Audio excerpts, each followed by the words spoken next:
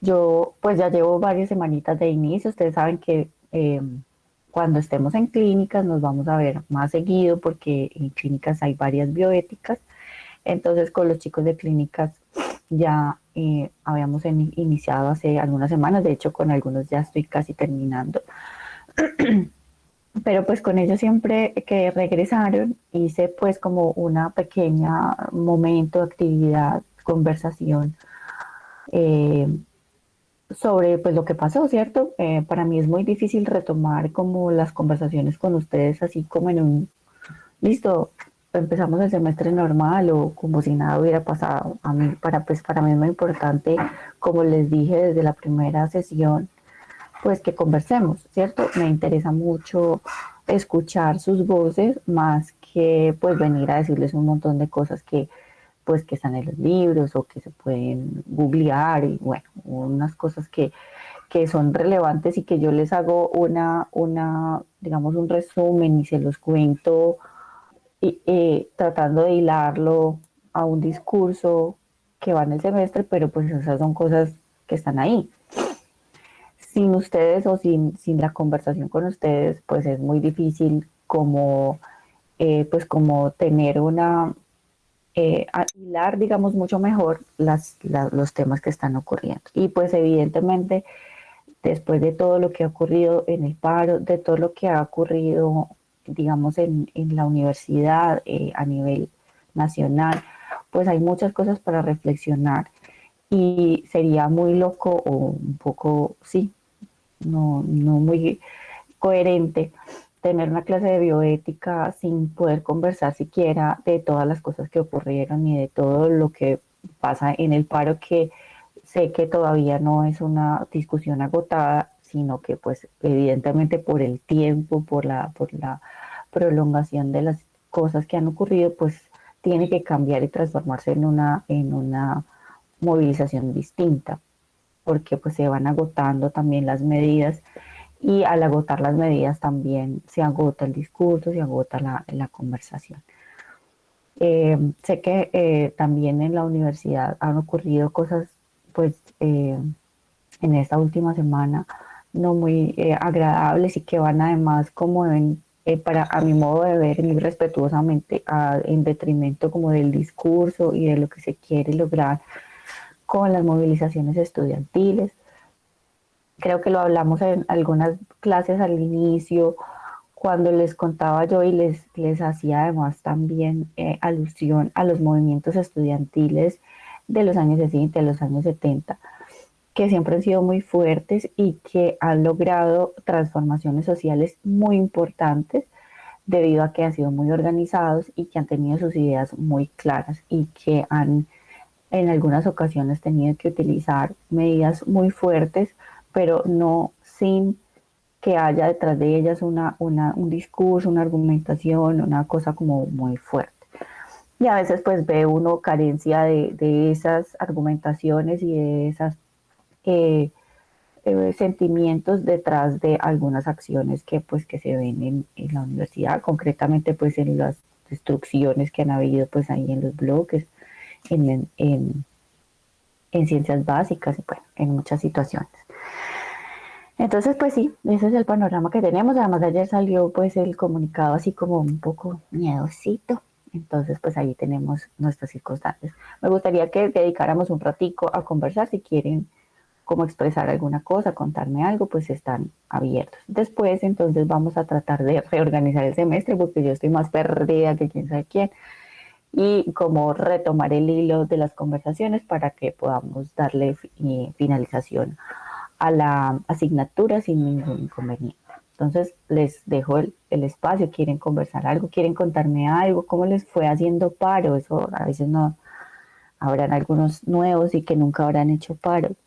Ay, cuéntenme cómo les fue,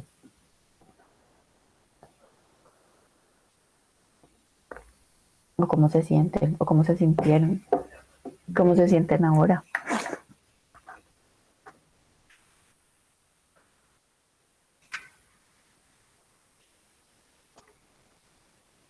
¿no? Tema maluco. Bien, doctora, pues a la expectativa de ver qué pasa. Y pues con el paro, bien. Pues los que salimos a marchar, todo bien, todo muy tranquilo.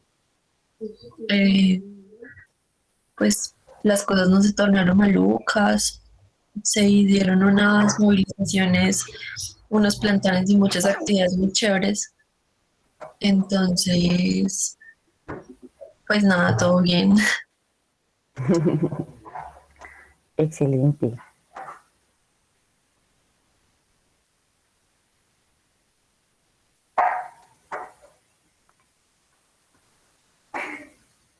¿Alguien más que quisiera contarme algo o decirme algo? Bueno, doctora, pues, ¿qué le comento? Digamos, pues yo siempre he sido una persona muy pro paro, ¿cierto? Eh, digamos que me angustia a veces un poquito la postura que toma el personal de salud al respecto, pero pues creo que eso es un tema muy álgido para discutirlo, ¿cierto? Sí quería Ujú. contarle, pues, por ejemplo, desde mi experiencia, unos compañeros que conformaron, pues tuvieron una idea de formar una brigada de salud para atender lo que llegara, ¿cierto? Para ayudar tanto a los manifestantes, a la fuerza pública, porque nosotros decíamos, pues la salud no escoge si es derecha, izquierda, si es policía, si es abuelita, no, ahí se atendía a todas las personas pues que lo requirieran. Entonces nosotros tuvimos la oportunidad de ir a Versalles a realizar una atención a la minga indígena. Digamos que pues en ese momento yo no me encontraba acá en la ciudad, entonces yo ayudo como toda en la parte logística, en la parte virtual, hablando con los defensores, organizando las bases de datos.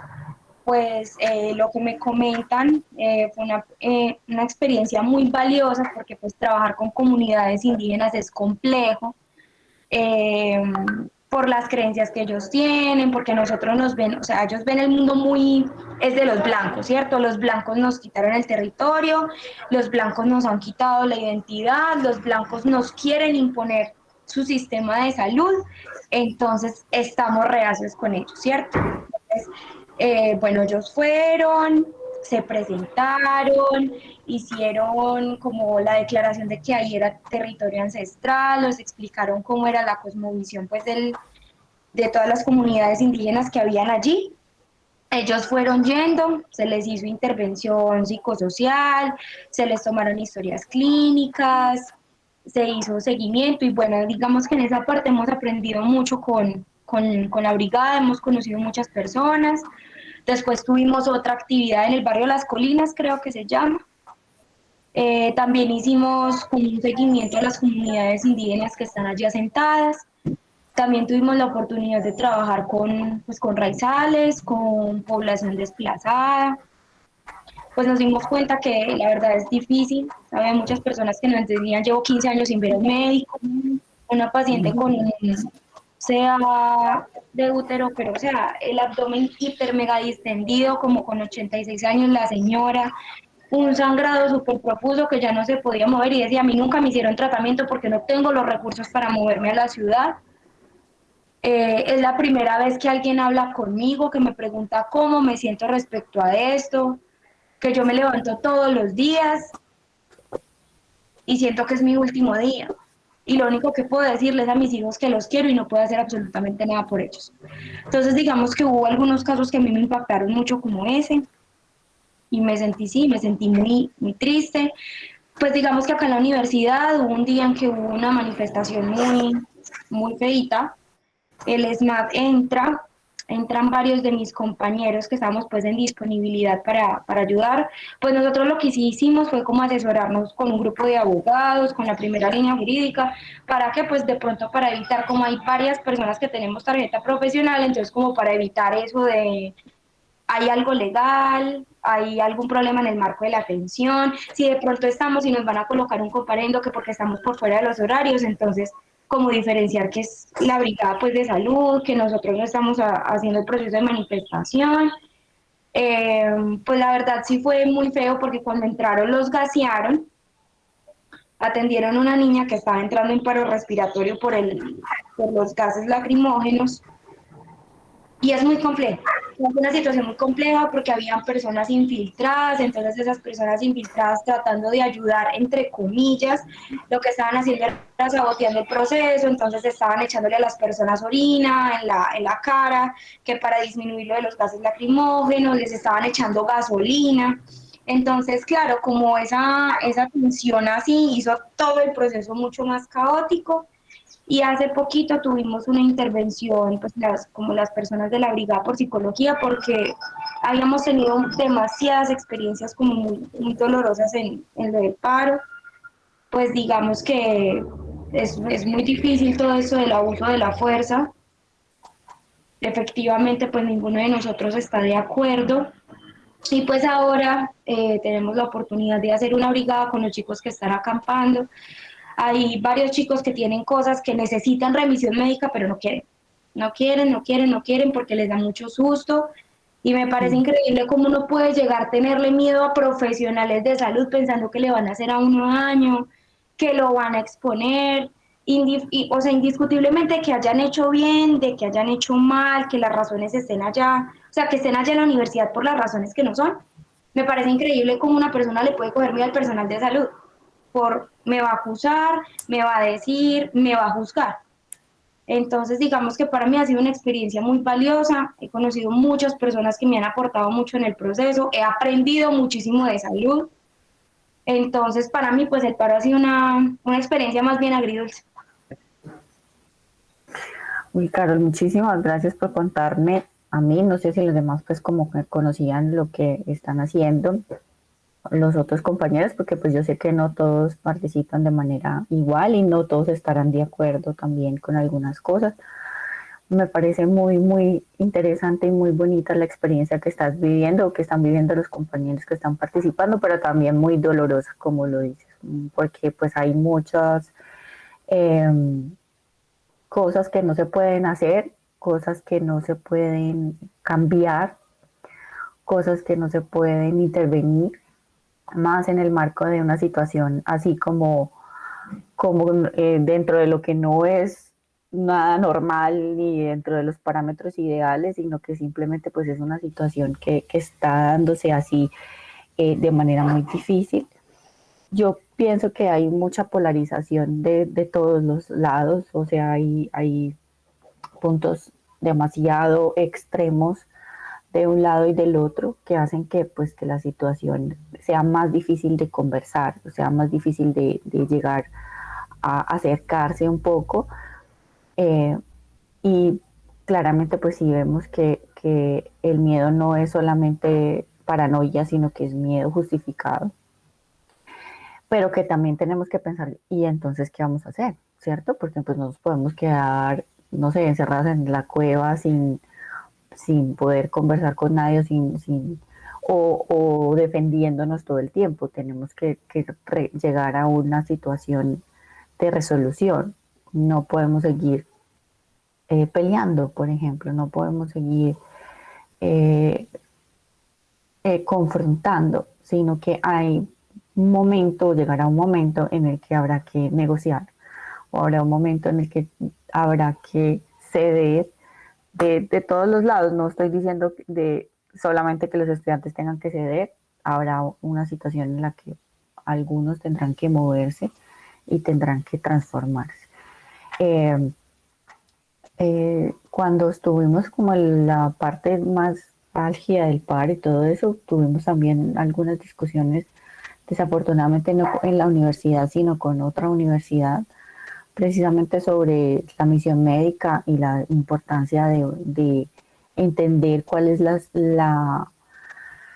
el contexto en el que la misión médica puede actuar y los mínimos con los que se tiene que contar para poder participar de la misión médica y también lo importante que es que se respete de todos los lados y que la misión médica también respete a todos los lados, o sea, que permanezca, digamos, como con esa neutralidad que la caracteriza y así como tú estabas diciendo, sin importar quién esté del lado de quién, debe mantener como su neutralidad.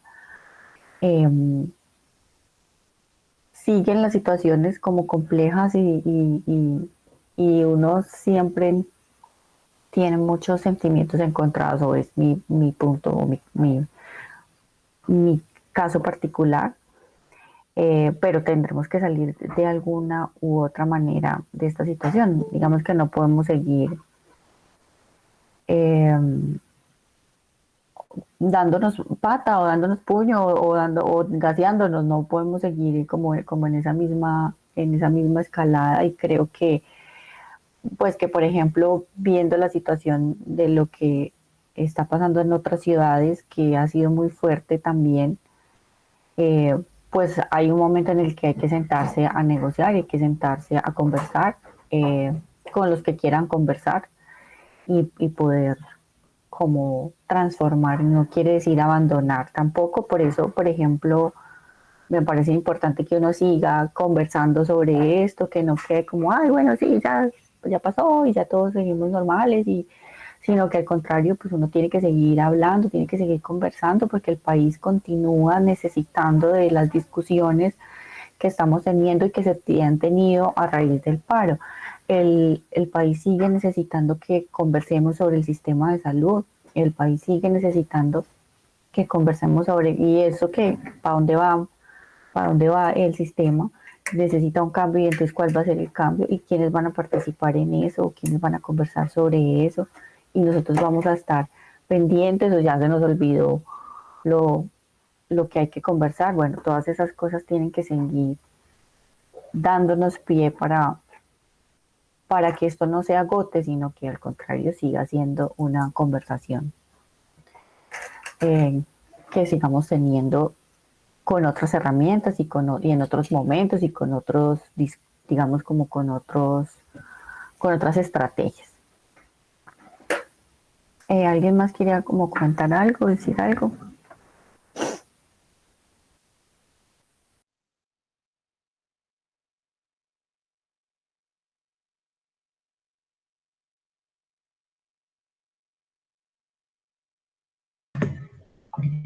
Buenos días, doctora. Hola, Claudia. Sí, pues yo estuve presente en un bloqueo que se hizo acá en Nariño. Entonces, como para contextualizar, pues Pasto queda como en el centro, pues decir, del departamento. Entonces, para la frontera, es decir, con Ecuador, son los pueblos del sur. Y y para ir como ya para el Cauca, son los pueblos del norte.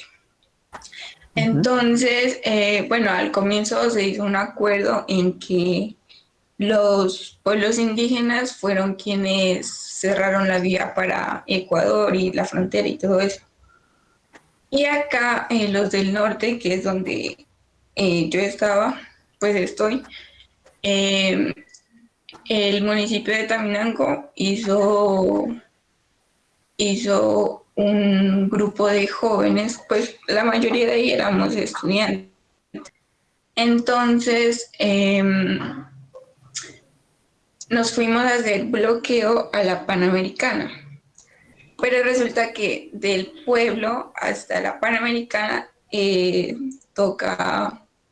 toca ir y uno se gasta sus 40, sus 50 minutos y pues la vía es destapada. Entonces, bueno, acá se inició desde el 8 de abril. Esa vez se bloqueó con llantas, con palos, con todo. Y, y esa vez, ahí sí, como dice mi mami, ¿no? El espanto sabe a quién le sale, como en todo lado. Esa vez sí llegó SMAT, sí llegó policía. Y bueno, y en las ciudades pues hemos visto que también cada vez que hay disturbios es porque están presentes ellos. Y, y bueno, ese día abrimos la carretera nuevamente y nos regresamos al pueblo. Ya después hubo ya como un reforzamiento porque se unieron los camioneros. Entonces ya con ellos ya también es como decir otro nivel. Entonces cruzaron los camiones ahí en la carretera y empezamos también como a recolectar cosas del pueblo, porque ya nos empezamos a quedar allá, hacíamos carpas, camping, llevábamos colchonetas, cobijas y cocinábamos en leña. Entonces, eso pasó como unos 3 días. Luego se fue como un representante hacia los pueblos de la cordillera. Y pues acá la cordillera es como, son como territorios en que han predominado siempre la guerrilla. Pero pues no faltan siempre los enfrentamientos con los paramilitares. Y pues acá el mando es como de los guerrilleros. Entonces, acá pues sí, obviamente las personas pues tenemos nuestro temor y todo hacia ellos porque tampoco es que hayan sido pues lo mejor. Y se habló con ellos y ellos dieron la orden de que de los pueblos de cada, pues que están en la región de la cordillera, tenían que mandar a 2 personas mínimo por familia. Y las personas que no vayan, ellos les cobraron una multa de 5 millones y les desocupaban la casa. O sea, son como muy drásticos, pero por lo menos así hacen que la gente vaya, porque pues, o sea, muchas veces a mí sí me daba como rabia porque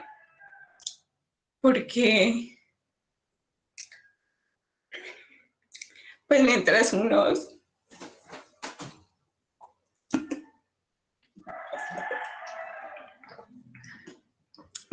nos exponíamos, otros pues los cogían como vacaciones y eso daba mucha impotencia.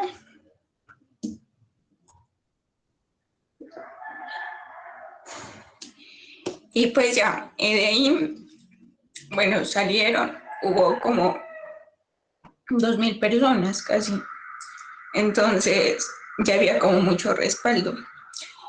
Y habían como 3 salidas de ahí, de ese sector. Entonces nos dividieron, hacíamos guardias, era de 6 de la mañana a 12 del mediodía y de 12 a 6 de la tarde y de 6 de la tarde a 12 de la noche y de 12 de la noche hasta las 6 de la mañana. Pues yo siempre he contado como con el apoyo de mis papás y cada vez que nos íbamos a guardias en la noche, yo me cargaba a mi papi.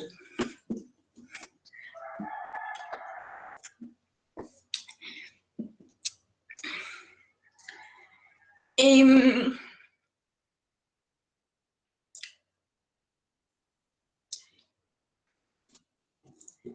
y pues es bonito, la verdad. A la vez que uno, o sea, si desgasta sus fuerzas, también aguanta frío, aguanta hambre, pero uno comparte, por lo menos. Yo estuve con mi papá, por lo menos he sentido ese respaldo de parte de ellos. Y las marchas acá también se acostumbran, o pues he visto que salen en familias. Sale el papá, la mamá, cada quien con su cartel, con su bandera, y va desde el más pequeño hasta el pues más ancianito, pues, hasta el más grande. Y eso, no sé, a mí me causa mucha alegría también. Entonces, bueno, en cuanto a los bloqueos, pues a veces sí era muy duro, porque teníamos que, a veces veníamos a cambiarnos, a bañarnos, a buscar nuevamente comida en la población, porque, como Taminango no, pues como territorio de las fuerzas, entonces acá no tenían como esa obligación, pero en cambio los de la cordillera sí. Y ya una vez que estuvieron instalados los de la cordillera, ahí ya nunca más se aparecieron los del ESMAD, nunca más hubo la policía, pero sí mandaban como a personas, por ejemplo, ahí se cogieron a varios con camiones y llegaban con granadas, llegaban con armas y llegaban ¿con qué es? Con uniformes del ejército, supuestamente. Entonces, pues, o sea, la gente pues que ha vivido como en esas guerras y así, pues, no, pues como si fuera como algo normal estar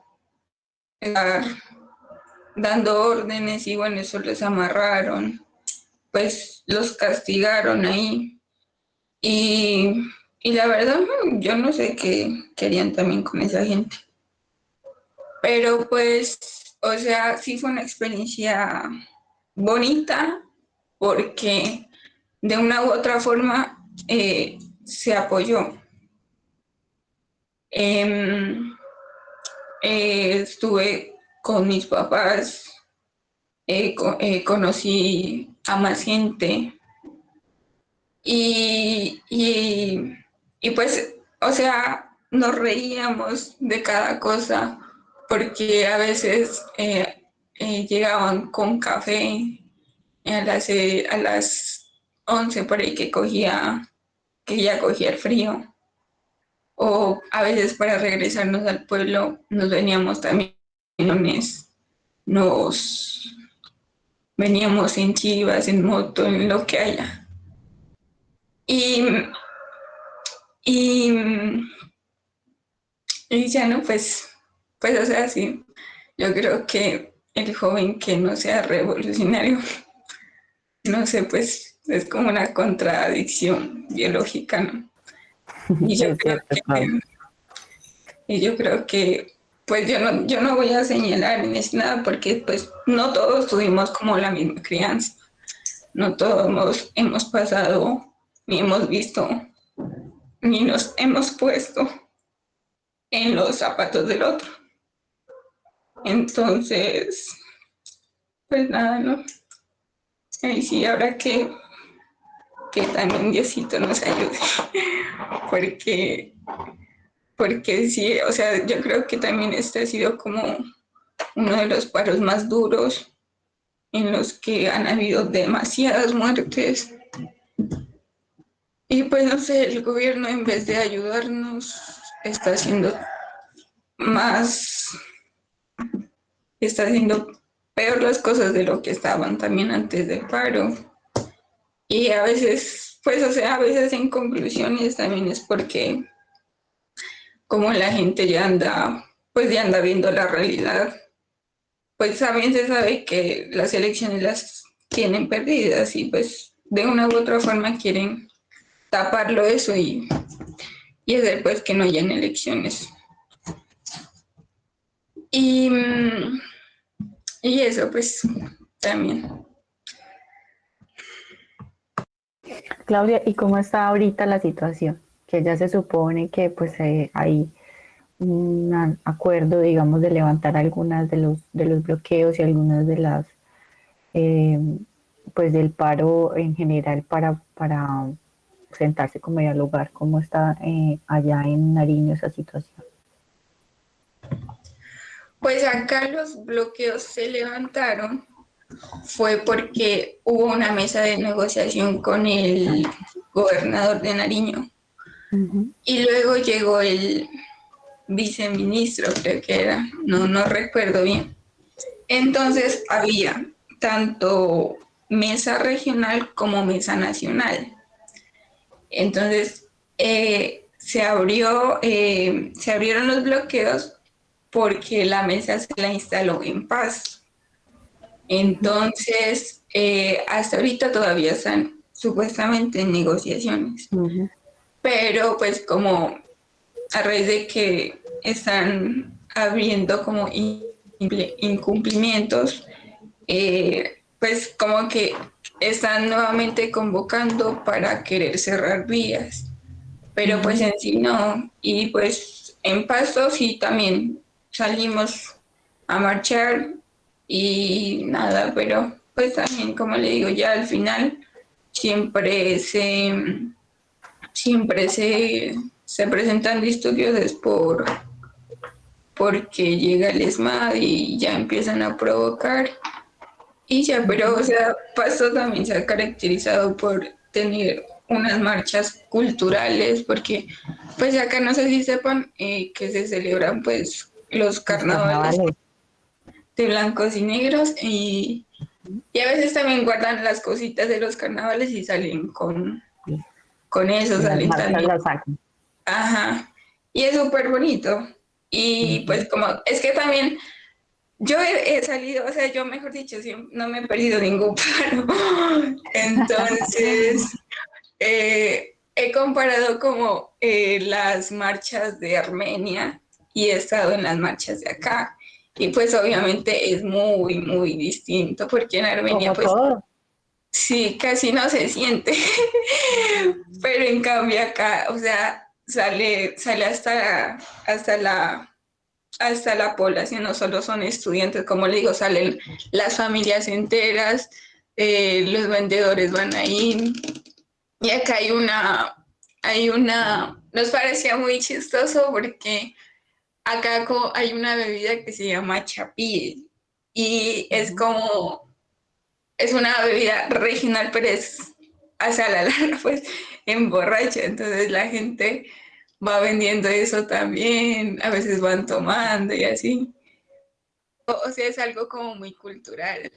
y es bonito.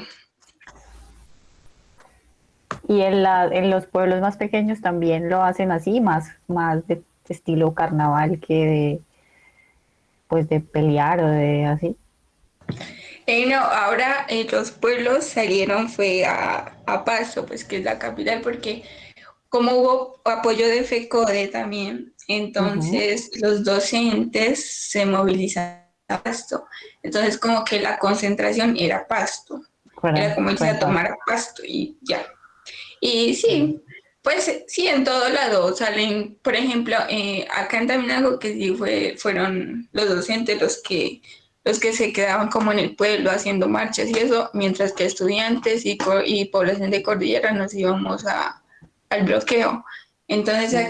aquí salía primero la banda, luego eran los carteles, después eran los docentes con las banderas y atrás iban motos y luego carros. O sea, hartísima gente. Sí, pues sí, porque se hace también el perifoneo. Entonces se Ujú. invita a la gente, entonces ya van. Y pues sí, ahora ya, pues sí, la gente ya está como colaborando, ya tomando conciencia y están prestos a la situación. ¿Y tú estás lejos de Pasto? ¿Cuánto hay de donde vives? ¿Dónde vives tú? Yo estoy en Taminango, está Caminando. a 2 horas y media. Siempre lejos de Pasto. Sí, pero es también por lo que, como le digo, o sea, de aquí salir a la Panamericana son 50 minutos, entonces, y es destapada, carretera destapada, es por eso Ujú. también. Ujú. Bueno, Claudia, pues no sé si los demás sabían todo lo que nos contó Claudia de su experiencia, pero yo te agradezco muchísimo que la hayas compartido, que nos hayas contado pues lo que es vivir diferente la situación del paro. Como tú dices, uno desde, digamos, desde una ciudad como Armenia, que es una ciudad pequeña relativamente, en un departamento también pequeño, que tiene más bien la parte rural, no es tan dispersa, y es muy diferente, por ejemplo, a Nariño y a otras regiones del país, pues uno vive las situaciones de manera distinta y así como tú lo ves en el paro, pues evidentemente las sensaciones y las vivencias de la gente son muy diferentes. Pero cuando nos cuentas y nos compartes tu experiencia, pues nos haces darnos cuenta pues que nuestro país es muy grande y que hay muchas situaciones que uno no comprende porque no las ha vivido, porque no ha tenido eh, la experiencia de vivir en los territorios y de vivir las situaciones que son mucho más complicadas que tienen las personas que están en los territorios a nivel nacional.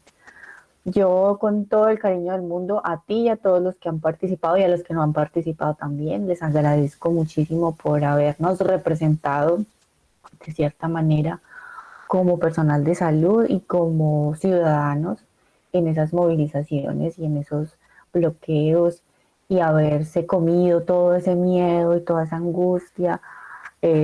También lo que nos cuenta Carol de vivir en esa incertidumbre de que cualquier cosa nos puede pasar, todo para, pues, para poder unir una voz que tiene algo que decir, ¿verdad? Afortunadamente, pues se vieron las marchas, por ejemplo, específicamente al principio la parte del sistema de salud, pues pudimos ver que sí se pudo, digamos, y que se obtuvo o se obtuvieron varios logros ahí con el paro. Se ha hecho sentir la voz de la gente, del pueblo, pero sí, pues faltan muchas cosas y seguramente esto no se va a solucionar tan fácilmente y habrá que seguir, eh, insisto yo, de muchas maneras, no solamente, o sea, digamos, hay diferentes formas de manifestarse, diferentes formas de participar y lo más importante, pienso yo, es que ustedes tienen que seguir pensando y reflexionando en lo que pasa con ustedes y en lo que pasa con otras personas como Claudia y su familia que nos cuenta que son vivencias muy diferentes. Entonces, de nuevo, les agradezco muchísimo por haberse tomado ese tiempo, que no fueron vacaciones. Yo sé, Claudia, que no fueron vacaciones, que no fue tiempo de vagancia, de rascarse el ombligo, sino tiempo de pensar, tiempo de reflexionar. Yo sé apabullante que fueron, por ejemplo, los videos que salían en las redes sociales, que uno ya no podía ni pensar, sino estar todo el tiempo viendo los videos de la gente maltratada y de la gente, y pues son cosas que nos ponen muy tristes a todos, salgamos o no salgamos a marchar. Eh, bueno, no sé si, ay, vea, me gasté una hora, la idea eran como 20 minutos, pero bueno, ¿alguien más quiere comentar algo o decir alguna otra cosa?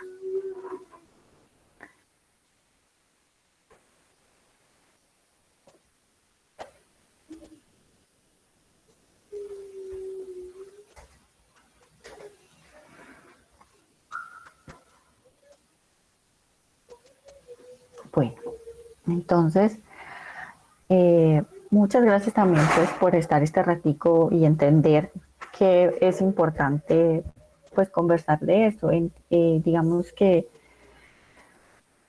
uno no puede hablar de bioética, de la salud, de tener una relación médico-paciente, de comprender la vulnerabilidad del otro, la integridad del otro, y eh, sin tocar estos temas que nos están tocando las fibras a todos nosotros. Entonces no, yo no puedo seguirles hablando de investigación con seres humanos y de entender que hay gente que es vulnerable y que nosotros no podemos sobrepasar esa vulnerabilidad porque queremos hacer ciencia sin entender que pues es que esa vulnerabilidad precisamente se da por todas esas circunstancias que se viven en los pueblos, por la falta de comida, por la falta de educación, por la falta de servicios básicos, por todas esas cosas, hacen que pues seamos vulnerables y que tengamos esas condiciones que no nos permiten ser libres para poder asumir las decisiones y las situaciones que se nos vienen o que tenemos que afrontar. Y en muchas ocasiones como miembros del área de la salud, eh, como miembros como investigadores, hemos sobrepasado y hemos arrasado a la gente precisamente pues porque consideramos que no entienden, no saben y no entendemos sus circunstancias particulares. Eh, voy a mostrarles acá cuál fue, yo creo que Juan Felipe ya les mandó pues la propuesta que les hice para poder terminar el semestre, pero quiero comentarla con ustedes porque tenemos que definir sobre todo las últimas clases, que son, si se acuerdan al principio del semestre, yo les había dicho, tenemos que hacíamos las clases y organizamos que la parte inicial que era un poco más teórica, habían unos talleres o ya hicimos unos talleres en la plataforma y la parte de los conversatorios era, digamos, fundamental para poder organizarles las notas. Pero íbamos a tener estas actividades que eran unos talleres sobre unos temas específicos y habíamos dicho que íbamos a dividirnos y que íbamos a hacer 3 clases para poder hacer estos grupos y poder hacer las presentaciones. Al principio del semestre habíamos dicho que, o sea, los habíamos cuadrado en fechas para que no les coincidieran a ustedes con sus exámenes finales y con todo lo que significa terminar el semestre, pero ahora como con estos cambios en las fechas y en los cronogramas, pues me temo que van a quedar atravesadas como al principio no queríamos que quedaran. Ustedes me habían dicho, pero no nos engaña, doctora, que al final no nos atraviesa y pues desafortunadamente vamos a tener, o me imagino yo, que van a quedar un poco atravesadas. Por eso quiero comentarlas con ustedes, que las conversemos, que miremos cómo las organizamos para que sean, pues para que ustedes las puedan hacer bien, para que tengan, digamos, ese espacio para que las puedan organizar, para que las puedan presentar bien, para que les vaya bien en esa nota, que es una de las notas más grandes del semestre, y que pues también pues no riña con las otras cosas del semestre, que inevitablemente va a ser así, pero pues digamos que no se quede tan atravesada. Entonces, me imagino que ustedes ya habrán hablado de las fechas. Hoy entonces ahorita termino, no se preocupen que yo termino este tema. O si no, en la clase siguiente, pues hacemos este y el tema siguiente que es más cortico, que es en esta parte de nociones de complejidad y que es una introducción simplemente a un tema que es de ciencias de la vida, pues que debe quedar, digamos, ahí en su conocimientos básicos, digamos, sobre las discusiones de filosofía de la medicina, de filosofía de la ciencia y de historia de la ciencia. Y luego ya nos quedarían las fechas organizadas para esos talleres en clase. Aquí tengo también cuáles son los temas y quisiera que organizáramos de una vez los talleres, de una vez los temas, para que nos quede como organizado la finalización del semestre y que ustedes tengan claro cómo se va a dar ese final. Entonces, no sé si pues tengan algún comentario o están bien así las fechas, las dejamos así o tienen alguna objeción con respecto a las fechas, quieren hacer algún cambio, díganme por favor.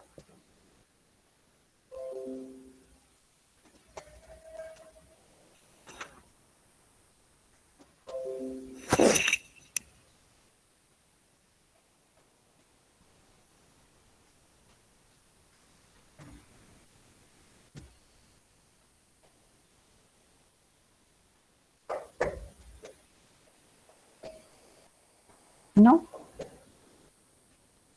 Entonces, lo que pasa es que el 2 de julio creo que tenemos el ECOE, si no estoy mal, entonces de pronto cómo podemos mover esa fecha, reorganizarla. El 2 de julio. Bueno, y este 9 y este 16.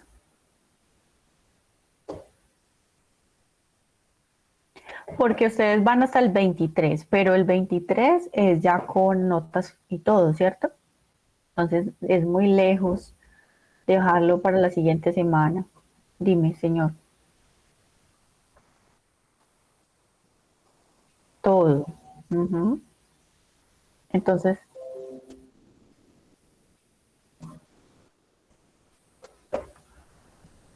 hay series con ese, ¿no?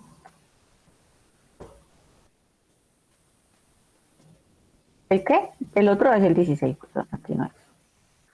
Sí, lo que yo les dije, eso de todas maneras va a quedar más atravesado que quién sabe quién, que no era la idea porque al principio, ¿se acuerdan que habíamos dicho ya que no sé qué, que lo corríamos para un lado, que lo corríamos para el otro? No sé. Pues si quieren, entonces, por ejemplo, la próxima, pero entonces ya les queda muy encima para preparar la próxima, que es el 25, para correrle que no se les atraviese con este. Pero igual son 3 sesiones porque como habíamos dicho que dividíamos el grupo en grupos pequeños porque este grupo es muy grande, entonces para poder hacer las presentaciones así, entonces no sé. La otra es, también podemos hacer una sesión larga, por ejemplo, en un solo día. Yo podría tener disponibilidad en la mañana, el problema es que ustedes no. Pero no sé si ya de pronto no tienen más clase, podríamos, por ejemplo, empezar más temprano y terminar más tarde y con eso entonces hacemos en una sesión varios grupos. No sé, también sería pues, una opción.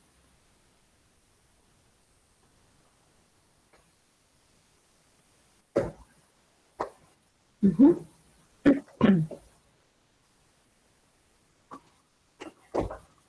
Sí. O sea, como sea va a quedar atravesado, insisto, porque pues tenemos así el tiempo súper cortico y todos los docentes estarán en las mismas tratando de culminar sus notas y de sacarles las actividades. Eh, sí, pues yo no sé tampoco como qué más ofrecerles. Listo. Miren que aquí el 16 de julio también habría una evaluación final.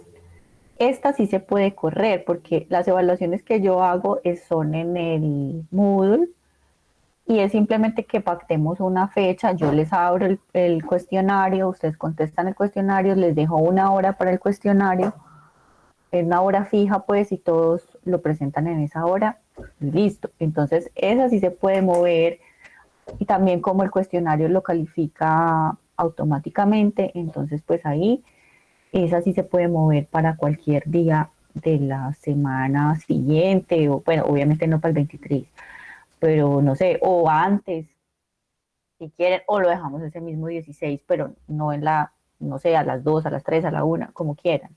Esto también se puede modificar, porque aquí no tenemos, digamos, la fecha quedaría el mismo 16, pero tendríamos que pactar por al menos una hora, que me digan a qué hora.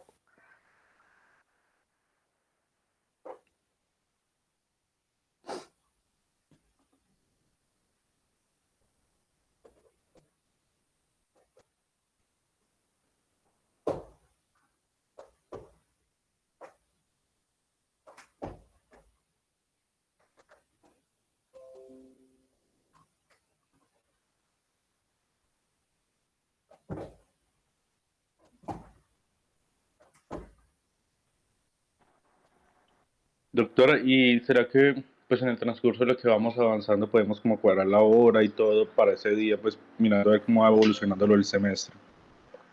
Sí, no tengo ningún problema. Yo es solamente pues como para que lo tengan presentes, para que no se les olvide que entonces ese mismo 16 pues tendríamos ese parcial o lo podríamos cómo organizarlo. Sí, estando más cerquita, este 9, por ejemplo, podemos volver a hablar y organizar bien la fecha y la hora de ese examen, pero es para que lo tengan presente.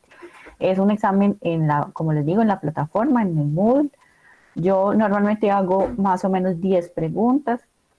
¿De qué son esas preguntas? Las preguntas son de lo que vimos en el semestre. ¿Qué vimos en el semestre? Acuérdense que al principio vimos lo de los sistemas éticos, la diferencia entre moral, ética y religión, y lo que hemos estado viendo ahorita sobre la evolución de la ciencia, sobre la evolución de la ciencia regulada, y lo que vamos a ver al final, que está relacionado con la experimentación con seres humanos y los comités de ética de la investigación. Entonces, así estaría como finalizado esa parte del parcial, y pues son los temas. Yo también les he pasado algunos documentos escritos basados en esos documentos escritos para que tengan pues como claridad de lo que se haría. Dentro de esa presentación también, entonces, aquí estarían los temas. Este es ¿qué se llamará esto? Como una infografía, un infograma aquí sobre se llama así, los horizontes de la bioética, porque son los diferentes temas como de vanguardia que están relacionados con la bioética en la actualidad y están divididos en estos pequeños como grupos de temas. Está el inicio de la vida, la salud de la sociedad, los datos y la tecnología, animales, alimentos y medio ambiente e investigación en ética. Entonces, ¿cuál es la idea? Yo les voy a enviar el enlacecito, o se los pongo ahí en el Moodle, a este resumen o a estos temas, a estas temáticas. Y la idea es que los grupos que van a hacer esas presentaciones en esos 3 días, escojan uno de esos temas. Entonces, por ejemplo, a mí me interesan los temas sobre inicio de la vida. Y entonces, por ejemplo, aquí están los temas relacionados con secuenciamiento de recién nacidos, secuenciamiento genético de recién nacidos. Entonces, a mí me parece ese tema súper interesante, y entonces yo con mi grupo lo queremos tratar. Y entonces, ¿cuál es la idea? Que consigamos una investigación o un ejemplo de lo que se está pensando hacer en ese campo de la bioética, o cuáles son los dilemas relacionados con el secuenciamiento genómico, qué podría pasar. Entonces, no, que entonces tenemos el horizonte o la posibilidad de hacer terapia génica, y qué consecuencias tendría eso y cómo lo haríamos, y Entonces, esos temas son los que ustedes tendrían que escoger. Cada grupo tendría que escoger de un tema distinto para que puedan pues ser variados. No todos vamos a escoger del inicio de la vida, porque pues entonces habiendo otras temáticas pues se pueden repartir. Yo les voy a organizar como ¿qué se llama eso? El protocolo, los datos exactamente, qué es lo que tienen que hacer en la presentación a partir de uno de esos temas escogidos, pero este es, digamos, de dónde van a salir los temas para esa presentación final que vamos a hacer. ¿Listo? Entonces, como también nos hace falta, yo les organizo. Entonces, como el taller, digámoslo así, que es lo que necesito que me pongan en la presentación, y también el enlace a esa infografía para que ustedes vayan escogiendo el tema que más les llame la atención para hacer esa presentación. ¿Listo? Eso también quería pues como que quedara ahí presente para todos. Bueno, y por último vamos a trabajar el tema de hoy. Bueno, no, yo creo que esto no lo vamos a movilizar mucho para hacer como pues yo no sé si ustedes están igual que yo, pero yo casi que no recuerdo ni siquiera en qué habíamos quedado, cómo estábamos. Me tocó pues hacer aquí, yo tengo aquí un cuadernito donde anoto todo, y me tocó mirar en mi cuadernito a ver, por Dios, hasta dónde llegamos, qué fue lo que hicimos, qué temas alcanzamos a abordar. Y la última actividad que sé que pues nos quedó pendiente, o que teníamos como pendiente, era, yo les había dejado voy a dejar de presentar, perdón.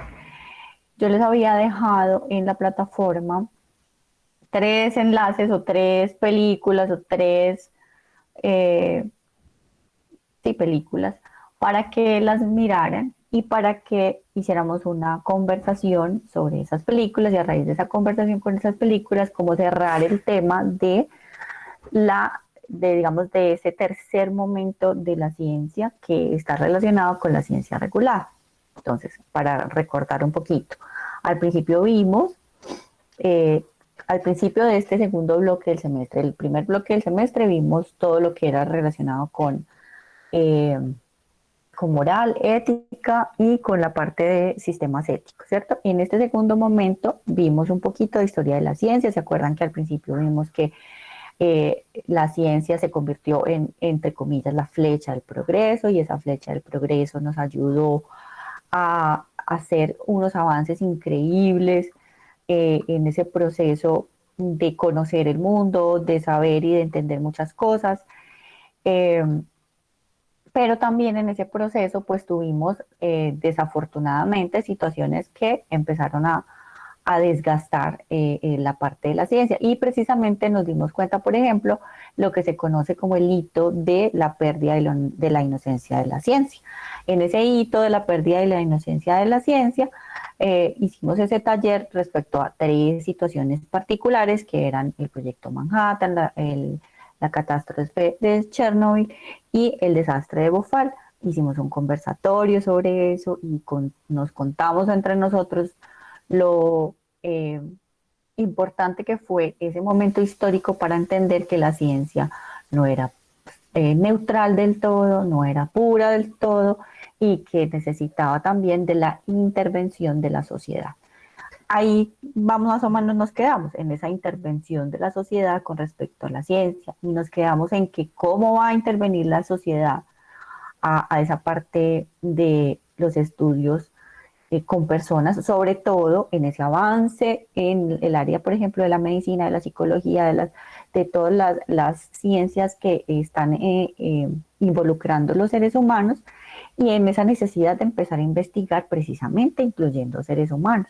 Entonces, ante esa pregunta sobre cómo hacemos para investigar con seres humanos, nos dimos cuenta que ya habíamos hecho un montón de investigaciones con seres humanos y que esas investigaciones con seres humanos traían consecuencias no tan bonitas para esas personas involucradas en esas situaciones particulares. ¿Por qué? Pues porque esa experimentación inicialmente tenía unos valores que estaban muy relacionados con la necesidad de obtener conocimiento, pero esa necesidad se puso por encima del beneficio o de las circunstancias que podrían afectar a los seres humanos. Entonces, las tres películas que yo les había puesto de tarea, que no sé si las pudieron ver o si pudieron tener acceso a ellas, estaban relacionadas con tres ejemplos de experimentación con seres humanos. Ahí en el Moodle están los enlaces, solamente dos. La tercera no conseguí el enlace pues a la película, pero se las dejé ahí por si alguno ya se la había visto o por si alguno podía conseguirla por otros medios. Eh, pero eran tres ejemplos muy particulares sobre ese momento de experimentación con seres humanos. Voy a pasar a este cuadrito para como contarles esa parte. Una de las películas era Los muchachos de la señorita Evers. Y esa película es una película pues histórica y nos cuenta el experimento de Tuskegee. Yo también ya se los había resumido en una clase anterior.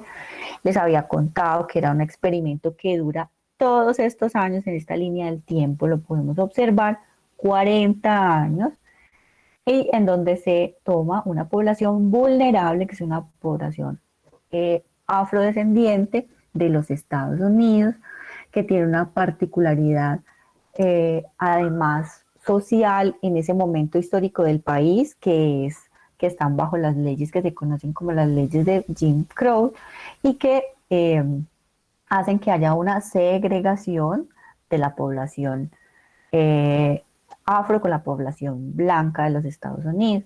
Entonces, esa segregación hace que ellos no puedan tener acceso a la educación, no puedan tener acceso a los espacios públicos libremente y a derechos como fundamentales, por ejemplo, laborales y muchas situaciones así.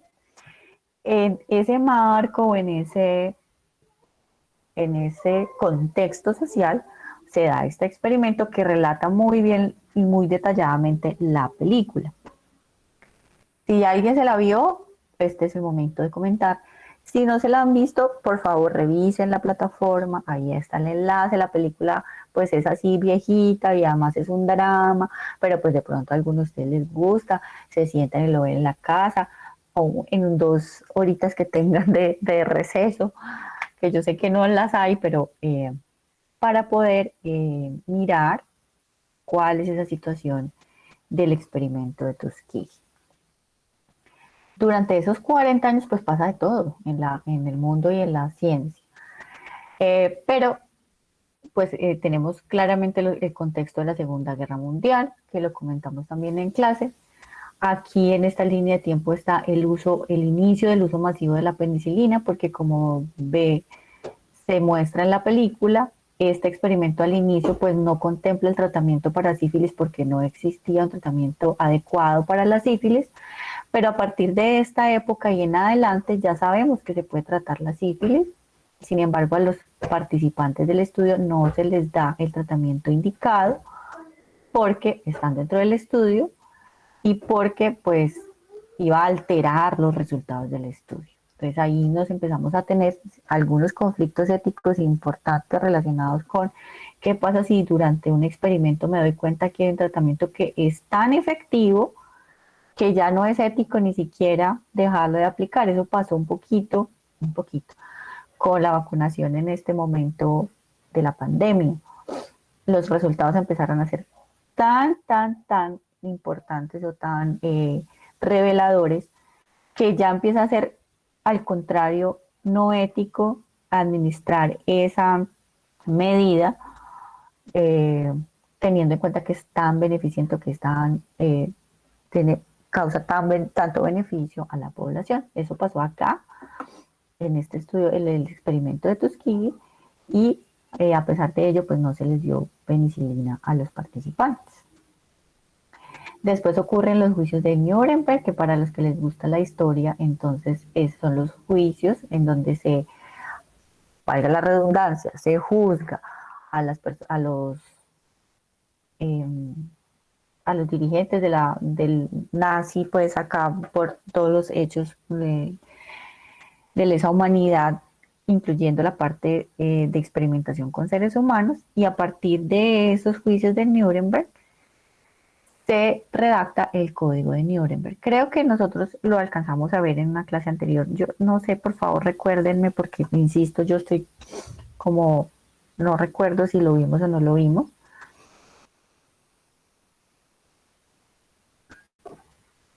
Sí, doctora, sí, lo comentamos. Ah, bueno. Entonces, a partir de esos juicios se hace el Código de Nuremberg y es el primer intento de regular la ciencia, el primer intento de involucrar unas reglas de juego básicas para que la gente pueda participar en esas investigaciones sin ser lesionada, sin ser afectada, ¿cierto? A partir de eso, además, también está un hito importante que es la Declaración de los Derechos Humanos, que a pesar de que ya teníamos unos derechos del ciudadano y otros hitos importantes históricos anteriores, no se había hecho una declaración como internacional sobre los derechos humanos. Se hace en 1948. Y entonces, a partir de eso, pues también hay que entender que la investigación con seres humanos tiene que incluir el respeto a los derechos humanos o el respeto a esas bases mínimas, a esa integridad mínima que se debe tener con respecto a los seres humanos.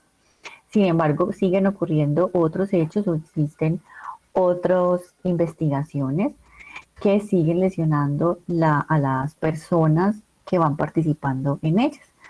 Uno de ellos es el estudio de Willowbrook, que se dio en un orfanato para niños con retraso mental y en donde se les inoculó hepatitis B para saber pues cómo era esa evolución y saber si servían las primeras intentos de este manejo con inmunoglobulinas. Entonces a ellos se les inoculó obviamente sin el consentimiento de los niños, porque ellos tenían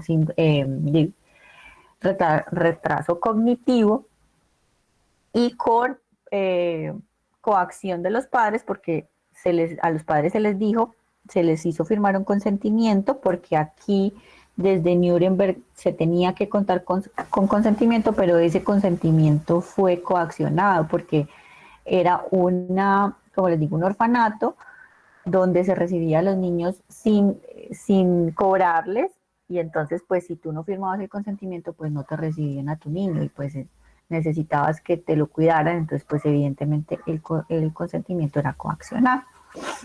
También el desastre de talidomida es muy famoso porque se dio este medicamento que se llama talidomida a unas mujeres gestantes para hacerles disminuir las náuseas matutinas. Ya se habían hecho, este medicamento ya se utilizaba, ya se conocía, digamos, se habían hecho estudios con el medicamento. ¿Cuál fue el problema acá? Que los estudios se hicieron con hombres y resulta que pues a los hombres no les daban efectos secundarios, pero cuando se los dieron a las mujeres y las mujeres estaban embarazadas, los efectos secundarios fueron teratogénicos. Entonces acá nos empezamos a preguntar si los estudios de investigación tienen que distribuirse adecuadamente en la población, porque si yo hago estudios solamente en un tipo de población, por ejemplo, solamente en varones de tales y tales edades, pues los varones de tales y tales edades no son iguales a las mujeres de esas edades o de edades mayores, no son iguales a los niños, no son iguales a los indígenas, no son iguales a los afro. Entonces la población tiene que ser escogida de manera que sea representativa. Eso no se sabía hasta época. Ahorita ya sabemos que sí. Entonces, como esos estudios no se hicieron representativos, pues dijeron, no, eso no le hace daño a nadie. Y resulta que se lo dieron a estas embarazadas, tuvieron efectos teratogénicos, y durante todos estos años ocurrieron nacimientos con niñas con focomielia, que es que no tienen, así, no se desarrollan los brazos ni las piernas, y hay toda una generación de niños fruto de estas medidas pues que no fueron tomadas de manera adecuada. En este año, que es en el 63, se da el experimento del Milgram, que es la tercera película que les puse ahí en el Moodle, que es la película que se llama así, el experimento de Milgram, y que relata un experimento que se hacía en esta época, en los años 60, estaba muy de moda, empieza a hacerse todos los estudios en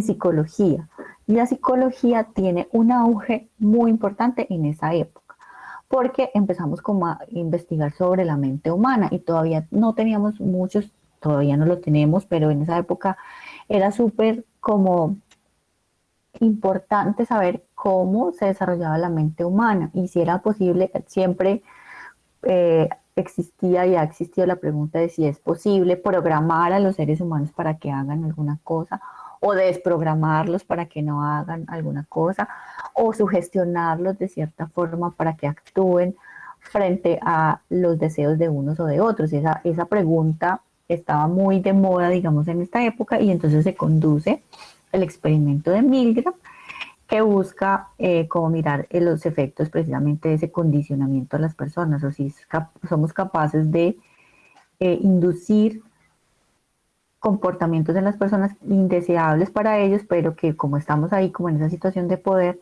lo podemos hacer. La película es muy buena, por favor, véansela, así sean vacaciones. Doctora, Dímelo. no, quería comentarle pues de que yo me alcancé a ver la película, de hecho me la vi con mis padres. ¿Esta del Milgram o cuál te viste tú? Sí, la de Milgram, doctora. Así es muy buena. Entonces, Cuéntanos tu me impresión de la película. pareció, pues, doctora, a mí me pareció que, o sea, como llevar a las personas hasta el límite, ¿sí? Yo pues vi la Ajá. película y pues me pareció que unas cosas eran, em, pues demostraban como a esas personas, por ejemplo, pues había uno de los personajes que vivía como con su mamá, y pues él estaba como sometido a abusos desde que era niño, entonces puede que este personaje pues no expresara esos abusos en la sociedad, pero bajo ese contexto del experimento sí los expresaba y se volvía pues una persona casi que totalmente diferente a la que había entrado. Y pues ya leyendo como más sobre lo Pero que ven, era... pero tú te viste fue la de la cárcel de Stanford, la de... Ah, sí, sí, sí, sí, sí, sí. esa Ah, es la perdón, siguiente, doctora. esa es esta, Ah, no te bueno, preocupes. perdón. La siguiente es esta, el experimento de la cárcel de Stanford. Esta de Milgram es que hacen que la gente entre en una sala de experimentación y los simulan que están dándole descargas eléctricas a una persona que está detrás de un vidrio. Y ellos ellos creen que les están dando la descarga, pero realmente no la están haciendo. Y la persona del otro lado del vidrio empieza a gritar y a gritar y a gritar, y la persona sigue y sigue aumentándole la descarga. Y digamos que por efectos de la sugestión de lo que está ocurriendo allí, hacen que las personas, a pesar de que no lo entienden, pues terminan dándole la descarga eléctrica y con una cantidad de consecuencias psicológicas ahí particulares. Dime, Juan Felipe.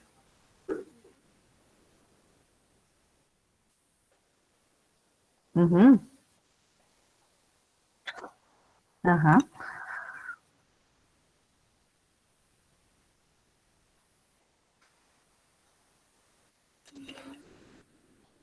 Sí.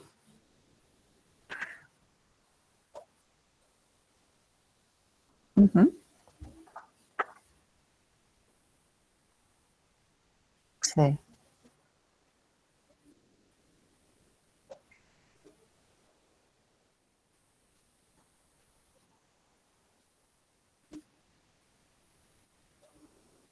Ujú.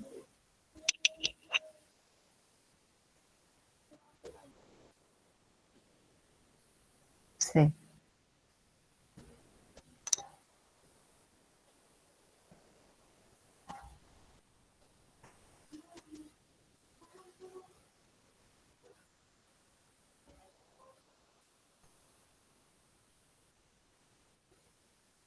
De grupo. Ujú.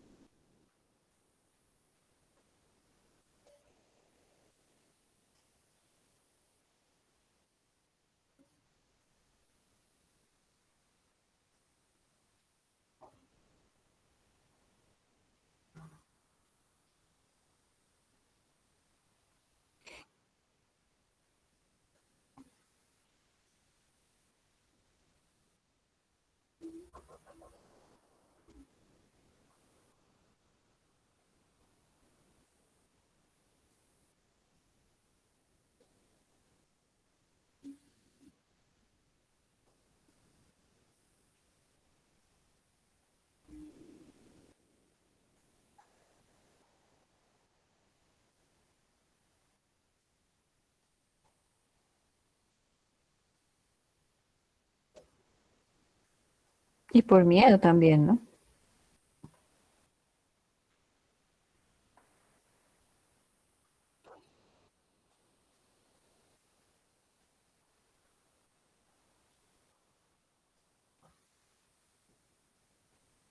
Ujú.